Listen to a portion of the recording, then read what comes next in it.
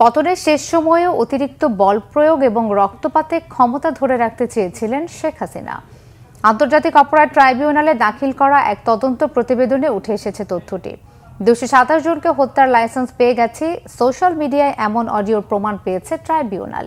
এই অভিযোগে শেখ হাসিনাকে হাজির হতে পত্রিকায় বিজ্ঞপ্তি দেওয়ার নির্দেশও দেওয়া হয়েছে। রিপোর্ট ফজলে রাব্বির।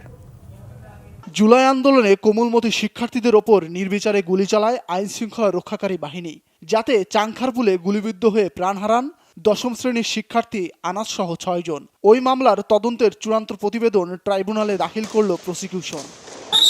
আর এই প্রতিবেদনের মধ্য দিয়ে আনুষ্ঠানিকভাবে জুলাই সংগঠিত মানবতা বিরোধী অপরাধের প্রথম মামলার বিচার প্রক্রিয়া শুরু হলো আন্তর্জাতিক অপরাধ ট্রাইব্যুনালে। প্রতিবেদনে বলা হয়, আন্দোলন দমাতে হেলিকপ্টার থেকে বিপুল পরিমাণ গুলি চালানো হয়।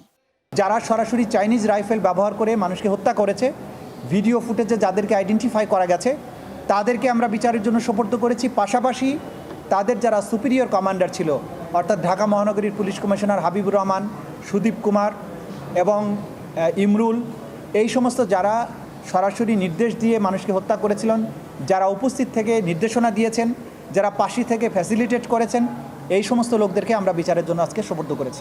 এদিকে 227 জনকে হত্যার লাইসেন্স পেয়েছি। সামাজিক যোগাযোগ মাধ্যমে ছড়িয়ে পড়া এমন অডিও বক্তব্যের ফরেনসিক প্রমাণ পেয়েছে ট্রাইব্যুনাল।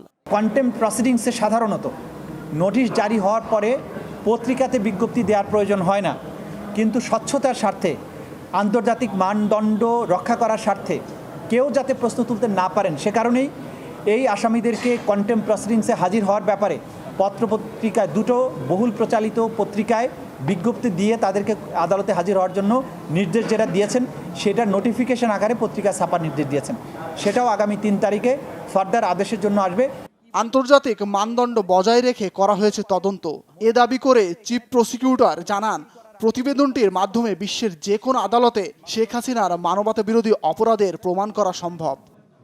ফজলে রাব্বি, বাংলা ভিশন, ঢাকা।